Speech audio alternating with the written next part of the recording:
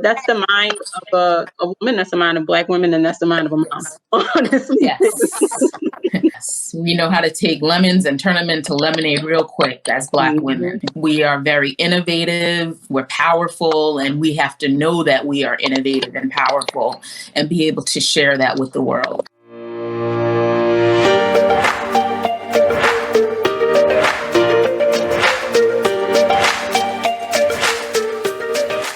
So my name is Ateira Griffin. I'm CEO and founder of Bond Building Our Nation's Daughters. Today we have a full panel. I'm real excited. I don't know if y'all can tell. We have a full panel with us, and I'm going to go ahead and let them introduce themselves, and we'll kick off with Erica. So my name is Erica Wright. I'm the founder of Beyond Fit. Beyond Fit stands for Beyond Fearless Inspired by Truth, and we are a health and wellness program for youth and families here in Baltimore, Maryland. I am a mother of a 8-month-old. Hello, everyone. I'm Dr. Samira Lucas. So I wear many, many hats. I am the executive director of the Warnock Foundation here in Baltimore.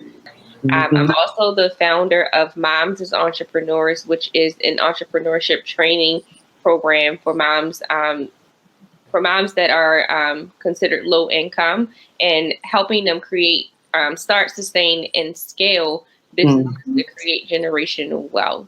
And I am the founder of the Cube Co-work, which is Maryland's first co-working space to provide babysitting services so that parents can focus on getting more work done without being distracted every 10 to 15 minutes. Oh, and I'm a mom of a 9-year-old. Yes. 9. So my name is Sabrina Tucker Barrett. I'm the co-founder, president, and CEO of a nonprofit organization called Girls for Technology. We are located in Hartford, Connecticut. We are really all about empowering the next generation of girls to explore opportunities within STEM, science, technology, engineering, and math. And we do that through various ways, working anywhere from elementary school all the way up to young adults. And I am a mom of twins, and they are 7 years old. Hey everyone, my name is Melissa Jakes. I am CEO and founder of Rescue Event Planning. So I am to a 5-year-old, and I am currently expecting, and I'm about 27 weeks along. So hoping, getting towards the end of this pregnancy. So to my mom with the twins, I don't have twins, but mama of 2, I'm going to need some help. There. And so the first question, I really just wanted to kick us off and give you all some more time to tell us a little bit more about your work and how COVID-19 has impacted you and your work. Yeah, so, the event space has really got hit hard with COVID-19, especially with the different governors shutting down and stay-at-home order. You can't do events. So definitely that's my favorite phase from Queen Bee. Take your lemons and make your lemonade. Yeah, so Beyond Fit, we were established to focus on childhood obesity, to promote health and wellness in the community, and also bring forth arts education as a means of fitness and nutrition, giving them a new way, a creative way to look at health and wellness through the arts. Our classes were held 3 days a week. We had classes Monday, Wednesday, and Saturday. And so the youth that we supported, they came to us Monday, Wednesday, and Saturday. Had classes for 2 hours a day. And so we actually started our spring programming in early March. So when COVID-19 hit, we had just started the program, and so we were just getting into just what we were creating and what we were doing with the children. And then when it hit, we had to abruptly stop. So we really didn't even get a chance to thrive in our spring programming. I'm also, like I talked about earlier, that I am a mother of an 8-month-old. And so I had to quickly think, okay, yes, I am an entrepreneur, but I also have to figure out, how do I be there for my son, an 8-month-old? How do I continue to work full time? Because I'm a data analyst with Care First. And then also, how do I service my community and the children who are a part of my programming? So and right away, instantly, I didn't do anything. I couldn't do anything. I didn't know what to do. So I had to actually take a couple of weeks to figure out, okay, let me refocus and figure out how can I do this? How can I still offer and provide services to my family who, may not have access to nutritional facts, or may not have things to do in the house with their children, or, just things in general that will keep them active and also moving, so they are still maintaining their health while they're, going through COVID-19. So my team and I, we got together, we drafted out some ideas that we can do to actually reach them virtually. So currently what we're doing is we have them doing weekly challenges. So they're doing exercise challenges and submitting those. They are working out with their parents during recess. Some of the schools have not provided, they don't have recess during their homeschooling. So what we've provided was a packet that they can actually include. They can pick out different exercises that to do with their parents during that time. What I'm also doing is I have live Zoom calls with the kids. So they actually have their own Zoom accounts. They come on Mondays, and so they dance with us. We just had a dance class last Monday.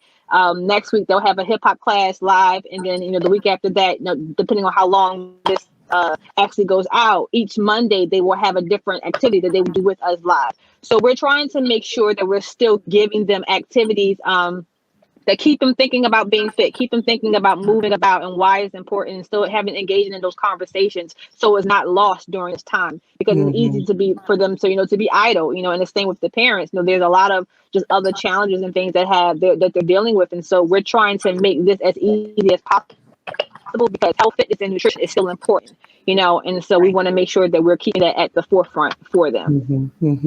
Like, I'm glad that you all are offering that. But when you said the word recess, my eyes lit up, because it's almost like we don't think about some of the aspects of a child's development, growth and development, and their social skills and development that they need from school that they may not necessarily get inherently right now unless we infuse it in the day.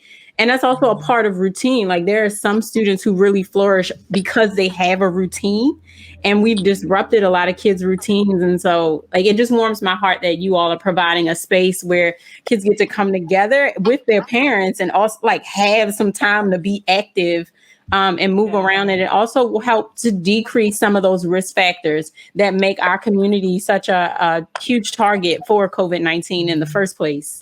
So I think that's amazing that you all have this going on. We do have a question in the chat for Melissa. Has anyone requested to host virtual events? Yes, some people are just not used to being virtual. So that has been a request. So we've had to add that as a package. Awesome. So the second question I have for you all is, how do you juggle mommyhood and entrepreneurship? How was that before COVID? Like, how are you doing it before? And like, how are you doing it now? What was the biggest change that you all faced? And we can go in the same order. We can start off with Dr. Tamara Lucas. So that's a question that I always get, right? Like, how do you do everything that you do? Because I also teach, I'm a professor as well, and just juggle everything. And I always tell people that when it's something that you absolutely love, it doesn't seem like work, right? But that's easier said than done. But what I do is I have a schedule. Like, I am the house manager in my house. So everyone's on the schedule. Everyone, we operate literally through the actual schedule and the capabilities of everyone. So my husband and I, we drive. It's me and my grandmother, my husband, my grandmother, my daughter. And we just figure out, like, what can you do? What can't you do? Right. So I am fortunate to have a great support system. I wouldn't be able to do anything that I'm able to do now without a great support system. And I realize that that's not the case for everybody. And that's absolutely fine. But one of the things that I've learned over the years is learning how to say no, but also learning how to be intentional with your time and the things that you are, the things that you actually agree to. So it has to align to what my ultimate goals are, right? Like, I'm not just going to take on any project or any client or anything that doesn't align with where I see my future or what I want my future to look like. So that minimizes the waste in your life, right? And then like I said, on a daily basis, I literally have a to-do list. I always put at the top of the to-do list the thing that I just don't feel like doing the most, because, that will constantly, you'll try to like wait until the last minute to do that. But I try to really put that at the top, and I keep in mind who I'm serving every day. So not only am I, not only am I serving a community in a very vulnerable community, I'm also serving God, and I'm not putting my faith on anybody, but I do believe that, and I know the journey and the path that he set for me, I have to follow. So I believe that it's true that he's not going to put more on you than you can actually handle. Sabrina, did you want to jump in? Thank you so much for all those nuggets. Thank you. Sure. So, yeah, like I was saying, before COVID, like Tamira said, I actually also have a support system. I have my husband, he works full time, but I have my mom here that, lives with us. And so I have been afforded to be able to do more with the business because I have that support. But I always made it like, so before COVID, I'd make sure that I dropped them off or my husband would drop them off at school in the morning. And I had to make sure that I always was there to be able to pick them up from school. So any business that I had to take care of either had to be within those working hours, before school ended, and anything after would have to basically be on my computer. So yeah, that was before COVID. Now I'm being like homeschooling, them. I would say, they wake up in the morning, they get online with their teacher at 9:00, and we're usually not done with schoolwork until about 1 o'clock, which is, I don't really like, all the screen time that they have to get. It's pretty rigorous in which the school is, making them do, but it is what it is. And so my day typically doesn't start until about 1 o'clock with working. And then that goes on, for a couple of hours. I make sure I take a break. And we go outside and, go for a walk in the park, just so they can stretch their legs. Being cooped up in the house all day isn't, fun for anyone. So that's our life now. Thanks, Sabrina. Yeah. I'm hearing a theme around like a support system that's kind of coming out in a lot of the talk. Erica, could you share your experience before and after COVID? I know you've had to kind of juggle location as well, so I'd love to hear you speak about that too. Yeah, so before COVID, I'm from Baltimore, Maryland. So before COVID, my mother actually came down from Philadelphia to be there as my support. I am a single mother. And so when I had my son back in August, I was literally in a space where I did not want to pursue entrepreneurship because I thought that I needed to be all that I could be for him, no questions asked because of the situation. And so my mother stopped me and said, no, she said, I got you. And you have a support team behind you who are going to push you and make sure that all of your dreams and everything that you set forth are still going to go forth. And so she made it her business to come to Baltimore with me, and she helped me to get back on my feet. I was able to get back to work and also create a space where my team for my business can actually step in and take on some leadership roles as well. She was there with me, Monday through Friday, and she would leave and go back to be with my father on the weekend. And then, we'll start the routine all over again. Once COVID happened, some things had to shift. And so we actually all came to Philadelphia. Now, it was hard for me at first because, my life in Baltimore, my friends are in Baltimore, my career and things that I do, everything is in Baltimore, and I've built my life in Baltimore. And so having to uproot everything and come to Philadelphia to make sure I had that support was kind of hard. So here I am in Philadelphia, just trying to still make it work. I have my father, I have my mom, my sister's also here. And so my support team has really allowed me to make sure that I'm still doing what, I've been called to do, what I'm called to do in leadership, with my ministry, with my business, and also inside of my job as well. Yeah. I think you raised some really clear key points there. Like one nugget that I heard you say toward the beginning was like, one, recognizing like you're a whole person and you have dreams and hopes too, and you started to put those on a back burner because you thought you could not achieve them because you had your son. You needed to put your son first, but that support system allows you to see yourself through multiple lenses, the multiple lenses that we wear, because we all have intersectional identities. And then on top of that, you also named a leadership practice that's key at this moment, which is like delegating tasks. Like, figuring out what it is that you specifically, only you can do, and what some of your other like members of your staff need to do.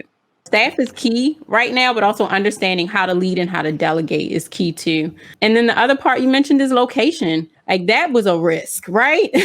Like saying, okay, this is happening.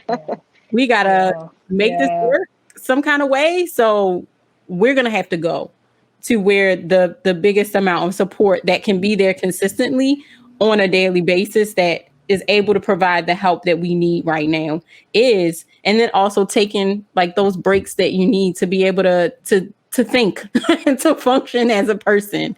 Like those are just some like nuggets I wanted to make sure that our listeners get from what you said, because our experiences can really help one another as we're navigating this time with each other. Yeah, I mean, so I as a event planner, I have a couple of contracts, and so I mainly work from home. So working from home wasn't new, but what was new is adding the people into the home into my schedule.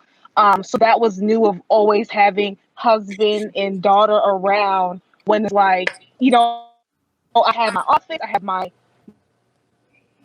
thought process, I have my schedule, and then now they're here, and now they want to be a part of it as well.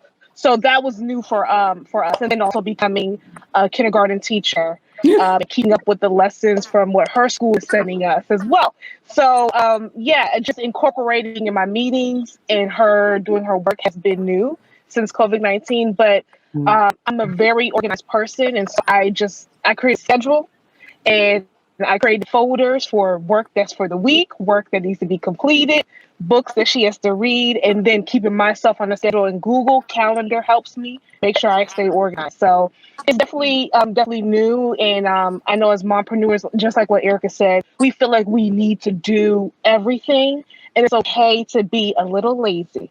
And I'm trying to learn that even in the pregnancy, like it's okay to slow down.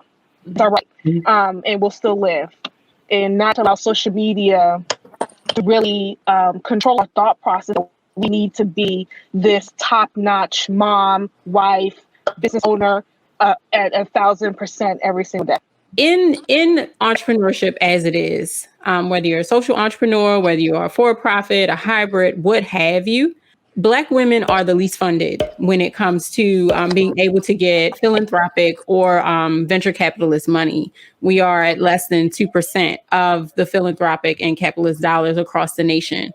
And knowing that and seeing how, like, because of COVID-19, we have a lot of funds that have been pushed out to support businesses, but we know that we exist in a system that already has a specific amount of inequities when it comes to funding. I really want to ask, like, what, if any, has the financial impact of COVID-19 been on your business? And how are you managing that for now and for the future? So for me, definitely, I mean, we've lost half of our monthly revenue, right? But I think it's important, and this is just an eye opener for us as Black women. There's certain things that we definitely need to make sure coming out of this that we do in order to ensure that we're not that we can overcome natural disasters like this. Well, I won't call it a natural disaster, but it's a disaster. I'm not sure if it's natural. Right. We don't know. We are strong. Because unfortunately, I don't think there's ever going to be equity in funding. There's never going to be equity in entrepreneurship for Black women unless we do something as Black women. We have the strongest buying power. We're out here buying things, but are we being intentional on where we're actually buying those things? So I don't want to hold up the panel, but I do want to say that. Yes, yes.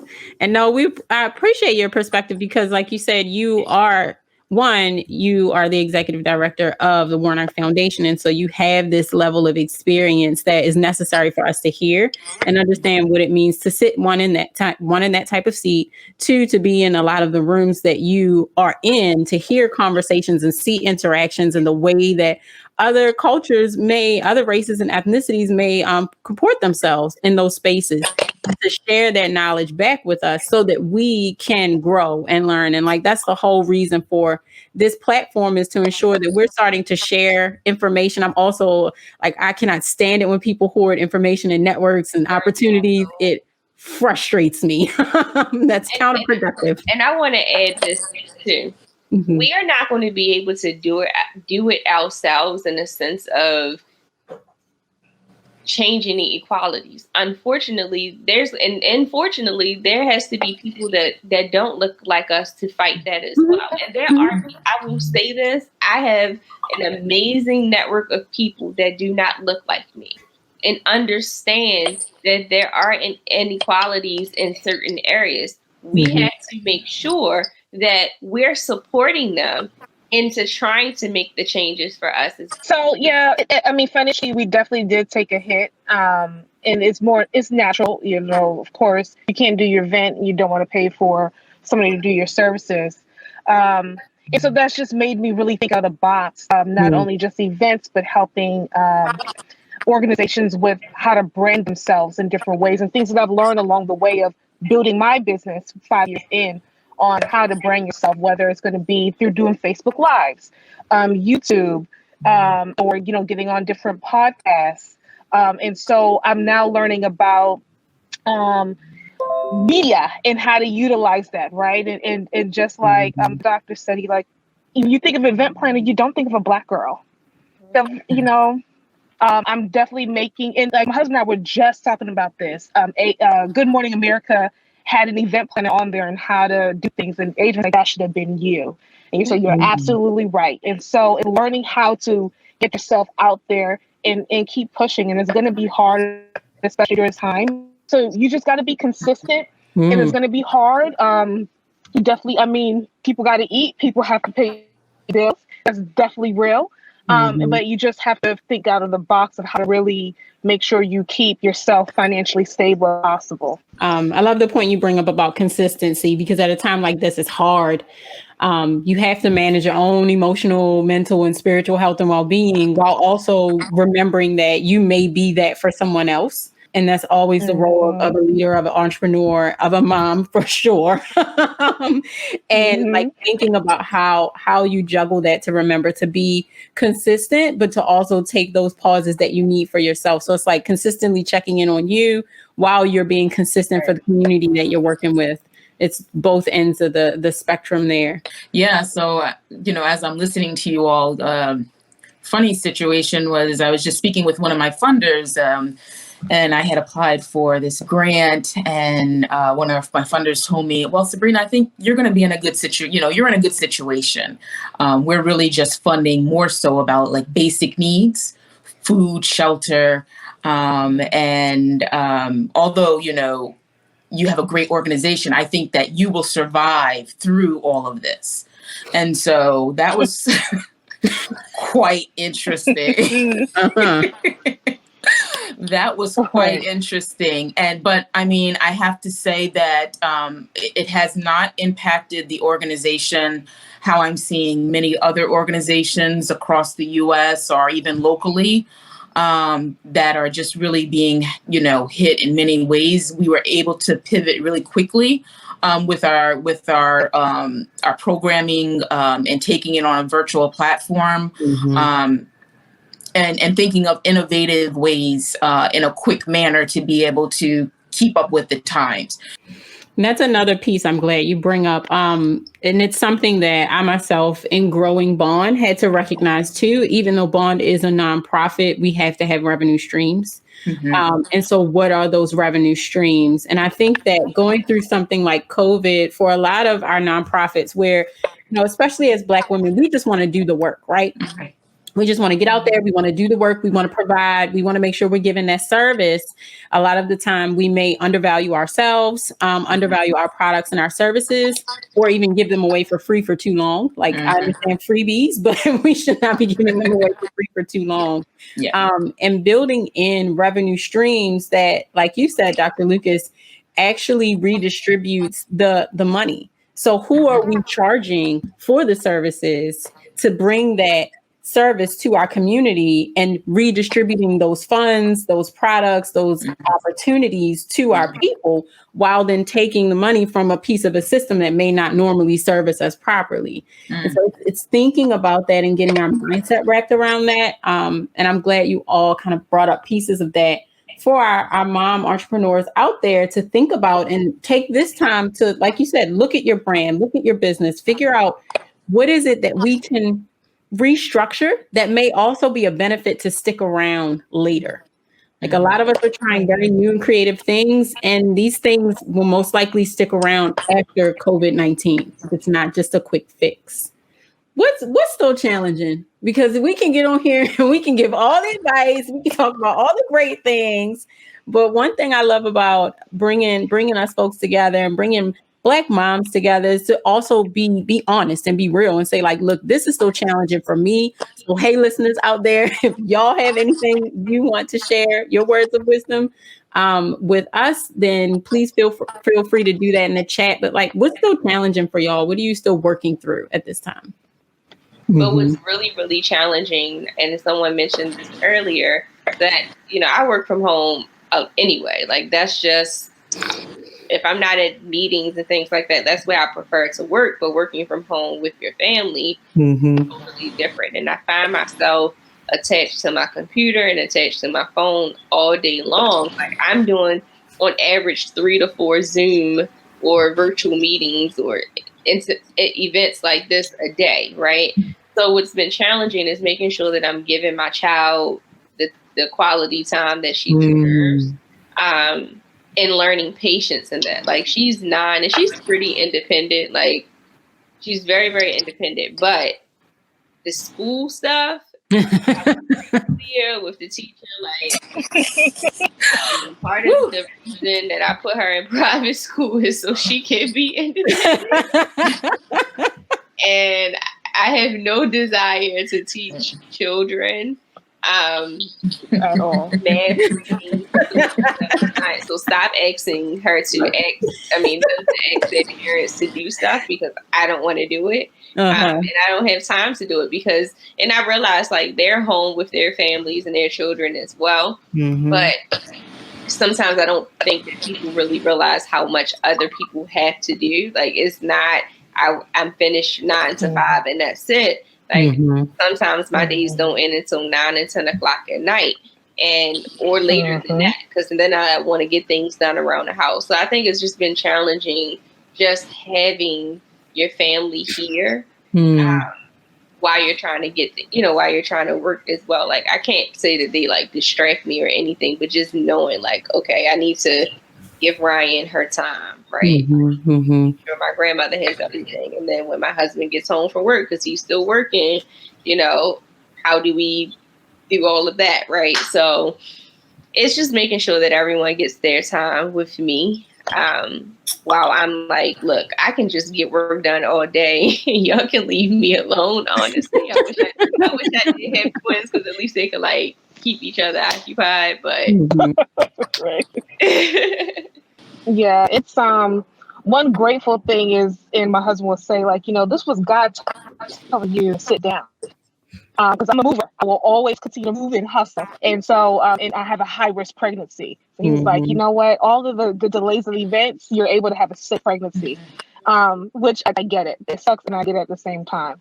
But what's been challenging is having them in my space and also being pregnant at the same time.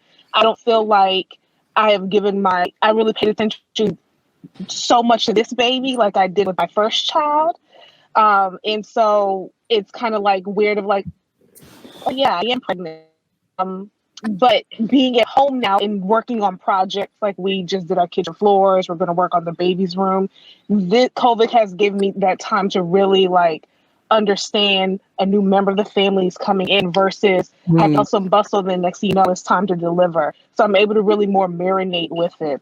And because Bond, I got a doula now, and so she's helping me learn how to meditate. And, Yay! so I feel yes. So I feel like that has worked. The challenging part is just I'm a go getter. I'm go. And so being at home, I feel like I'm in a straight jacket. So I mentally am trying to get over that hump. Those are real challenges that you're naming. And I think that our listeners appreciate hearing both. Like, this is what I find great. Like, this is the sunshine in the clouds and the rainbow in the clouds right now. But these are some of the clouds that I'm still waiting, like still trying to get to clear out a little bit. And, it's a process. It's a process. I think what each of you named too is like, this is a process, and we're going to go through ebbs and flows of great days and not so great days, great moments and not so great moments. But it's all a part of a process, and trying to take the best from it is something that each of you absolutely named. I really want to make sure that our listeners get a chance to hear about some resources that may be out there that each of you are offering, and also any opportunities, like any events that you all are having. But if each of you could kind of go through resources, any opportunities or events. Awesome. So this was amazing. And I hope everyone, or all the moms that are listening, got a little bit of encouragement. Like, you're not the only one going through all of this. Some resources, I do have resources on my website at tamiralucas.com that you can access if you click on shop, or if you click on, we have a 30-day to 5K challenge that we're doing right now. You can join at any time. You'll always have 30 days, your 30 days. So that's pretty cool. And it's actually been really, really fun to do this challenge. Like, these entrepreneurs, all women entrepreneurs, have definitely stepped outside of their comfort zone to generate revenue for their business. So those are the resources that I have. I always, if you're following me on Instagram at the business DR, I share as many resources that I get. But I will leave you all with this. Just make sure you are using your time wisely and you're being very intentional with your time. Don't get overwhelmed with what everybody else is doing on social media.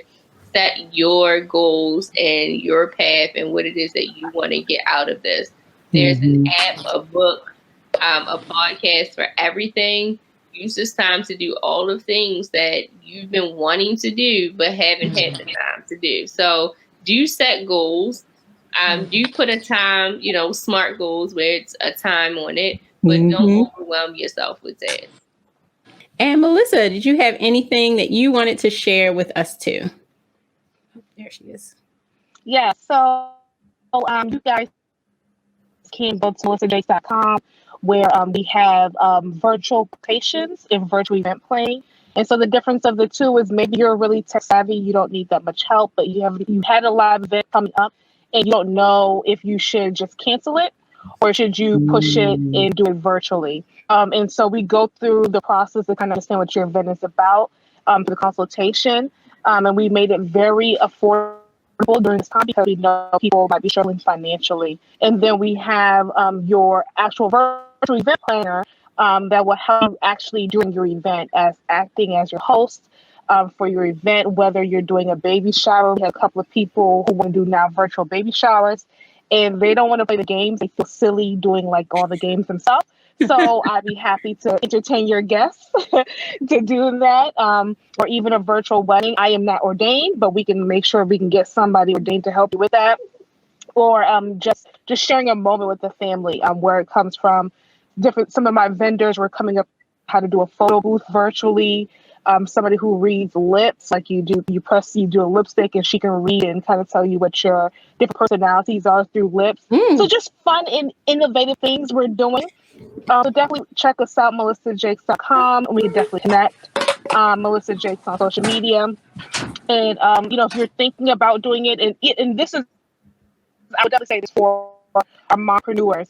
And sometimes, you know, we're like, I have this great idea, and we never do it. Just like Dr. Lucas said, that thing that's just like over your head on your to-do list, like, let's do it. And so let's hop on a call and let's do it. Because I'm definitely big about helping people, making sure they can succeed in what they really want to do. Thank you so much, Melissa. Our other two panelists had to hop off really quick because we are at our hour time, but I really want to say thank you to each of our panelists. Amazing mompreneurs out here doing big things. Please make sure you follow them on Instagram. Go and follow and like their pages on Facebook. Keep up with them, ask them questions, engage, and make sure you visit Dr. Lucas's website for some tips on how to continue to raise funds for your organization and also just learning more about business in general. Hit up Melissa if you are expecting and you want to do a virtual baby shower.